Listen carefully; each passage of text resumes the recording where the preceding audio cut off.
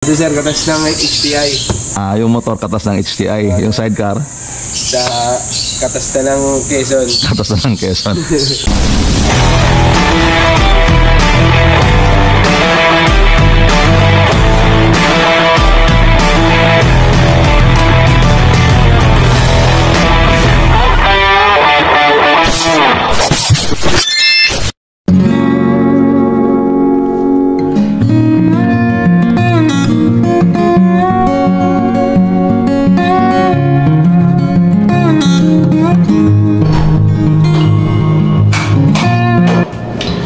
Good morning mga katoto. Today is Sunday, May 18. At sa araw na ito yung usually na ginagawa ko pagdating ng linggo. At meron kong bagong alaga ngayon, mga ibon. So usually, pagdating ng Sunday morning, meron akong mga ginagawa bago tayo pupunta sa church. At the same time, sa araw na ito, meron tayong kaibigan from Quezon Province at meron siyang delivery ngayon sa araw nito na longganisa. Dahil minsan, tayo din po naman ay naghanap buhay bukod sa trabaho natin. Alright, so samahan niyo po ako sa araw nito sa ating vlog. Let's go!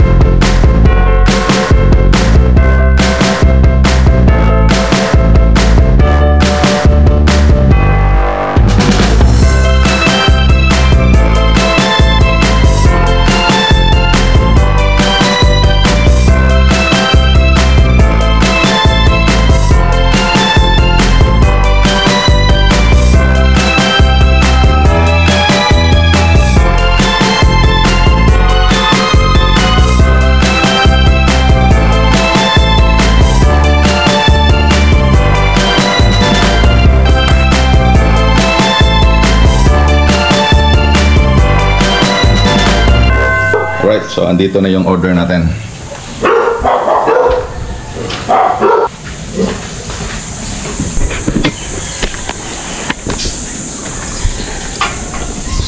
Right, so andito na yung order natin. Ayan, si Hona. Yung palenggahin mo sir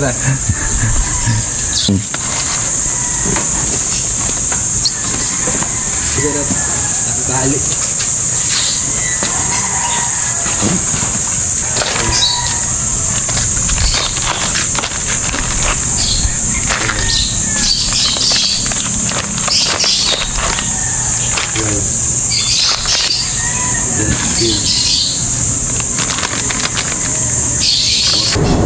Galing pa ng Quezon ito eh.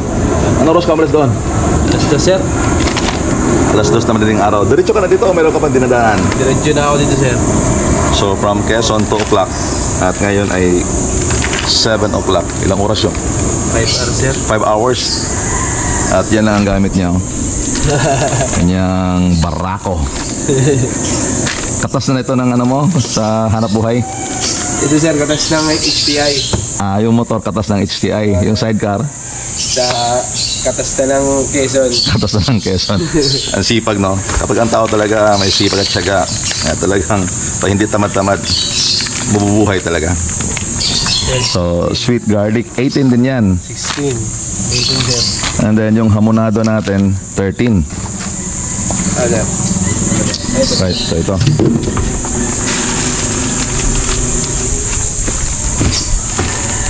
Actually mga katoto, talagang masarap ito eh. Hamonado, sweet garlic, at saka spicy. O ako, una sa akin is yung sweet garlic, then spicy, then hamonado. Pero lahat naman ito masarap eh. So, kompleto. Para so, sa inyo sir. May pasalubong pa tayo. Ito ay pinagong. Ito yung famous sa Quezon, tama? Yes sir. Sa Yan. Sariaya sir. Sa Sariaya. Alam nyo, paborito ko ito eh. Lalong-lalo na pag mainit yung kape. Okay. So, babayad na tayo. Gatas yan sir ang malasa. So, ito. 5,390 sir. Okay na yan. Thank you sir. So, mamaya-maya, ubos din kagad ito. I-deliver natin ito. At yung iba dito, konsumo ko sa bahay. Meron ka rin. Meron din kahit pa paano, tag-isang pack para konsumo natin. So, yan si Hona, napakasipag. Galing pa ng Quezon yan, ha? 2 oras lang tulog, sir. 2 oras lang? Bihira. So, ito yung ginagamit niya. Saka nababawi, sir. Tulog. So, imagine, nagda-drive ka mula Quezon. 2 kamay yan, eh. At mabigat yan, di ba? Masakit sa katawan, sir. At gawa nung tagtag siya, sir. So, bakit kaya ginagawa niya ito? Kaya lang. Bakit mo ba ginagawa ito? Para sa pamilya, sir. Kahit ano, pwedeng ibenta, lahat ng pwedeng ibenta para merong extra income, hindi lang isang income lang. Actually, ito siya ay konsihal din ng barangay. Yes, sir. Tama? Shout out mo yung mga kasama mo doon sa barangay. Shoutout pala sa lahat ng taga-barangay Ibas dyan sa Tayabas City. Kakatapos lang namin, sir, kagabi mag-prepare ng Anong meron? magpaliga kami sa May liga? Manila. Kaya halos wala na akong pahingang pagpunta rito. Wow! Anyway, sipag at syaga lang talaga. So, saan ang punta mo ngayon? Sa may...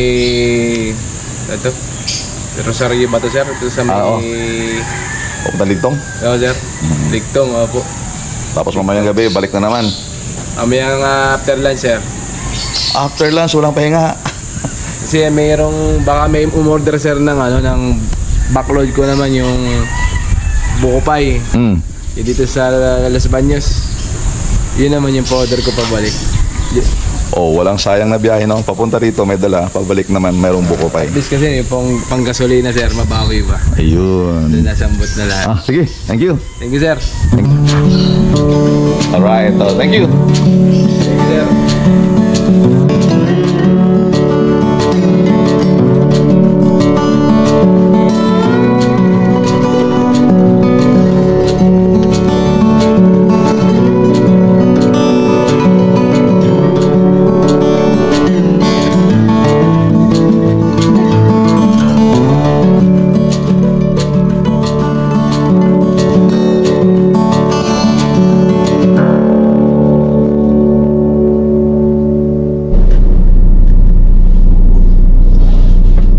Alright mga katoto, it's about time to go to church.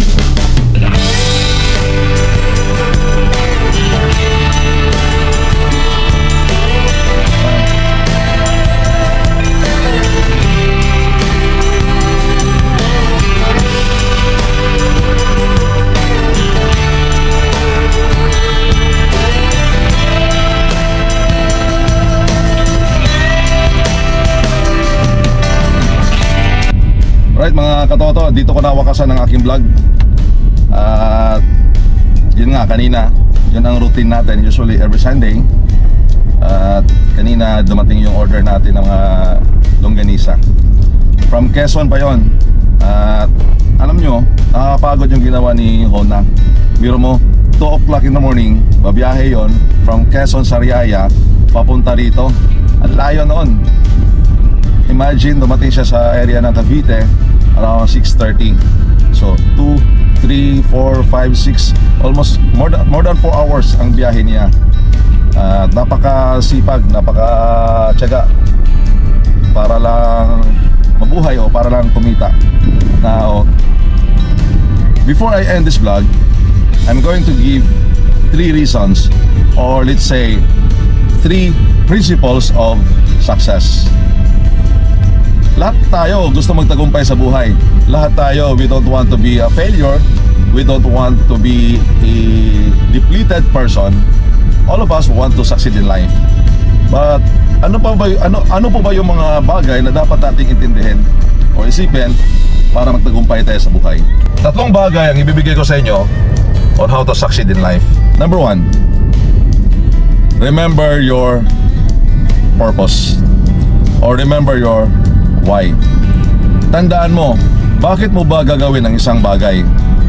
Meaning to say, there must be a purpose kung bakit mo gawin ang mga bagay na ito. Bakit ka magsumikap? Bakit ka magtiyaga? Because there must be a purpose. Now, for example, pamilyado ka at ang purpose mo para makatulong sa pamilya mo. Ang purpose mo is to sustain the needs of your kids. Kaya nagtatrabaho ka, nagsumikap ka, kahit man anong hirap na mayroon ka, because you have a goal. You want to achieve something. Now remember, living without a purpose is chaos. Living without a purpose is problema pa yon. Because parang kaya sera-sera lang ang buhay natin. Hindi natin alam ano bang pwedeng gawin natin sa buhay, ano pa ba yung pwede nating i-achieve sa buhay. So napakasarap na mabuhay na mayroong dahilan, mayroong purpose. So you have to remember your why. Ika nga, a person without a vision is just like a boat without a rudder, floating in an ocean and waiting for the wind to be blown. The second thing that we need to consider is to reject negative. So mayroong mga pagkakataon talaga na tayo ay naging negative, or let's say mayroong mga negative person that surrounds us, at kapag nahihila ka doon sa mga bagay na yan, and then the tendency, you will stop pursuing your goal. You will stop pursuing your goal. Hindi ka natutuloy. So napakahalaga na i-reject mo yung mga negative. Let's say nahihirapan ka, napagod ka, o let's say may mga tao nagsasabi sa'yo na hindi mo kaya yan, o merong mga negative comment about what you are doing. As long as hindi yan masama, as long as you are doing for the glory of God and for the benefit of your life, for the benefit of your family, then continue. Regardless of anumang sasabi ng ibang tao, anumang mga negative comments na meron sila, o let's say negative situation na meron ka sa buhay mo, and then you need to reject that. Because the moment na puro negative ang meron ka sa isipan mo, then again, the tendency is you will stop. Remember, the negative people will say, kaya pero mahirap. But for the positive people will say, mahirap pero kaya. Pangatlong bagay na dapat mong i-considera, refuse to surrender. When negative things happens in our life, when negative situation we might encounter sa buhay natin, and then you need to refuse to surrender. Huwag kang susuko. Just move on. Continue ka lang. Huwag kang susuko. Just move on. Continue ka lang. Dahil ang tao na hindi sumusuko ay ito yung may chance na magwagi sa buhay. Ngunit subalit natapwat ang tao na sumuko sa laban ng buhay, ay ito yung mga tao na hindi magtagumpay, hindi niya marating ang kanyang goal sa buhay. Hanggang dito na lang for our short vlog, and see you sa sunod nating mga vlogs. Andito na tayo sa church, and it's Sunday. Huwag niyong kalimutan to worship God, to worship the Lord.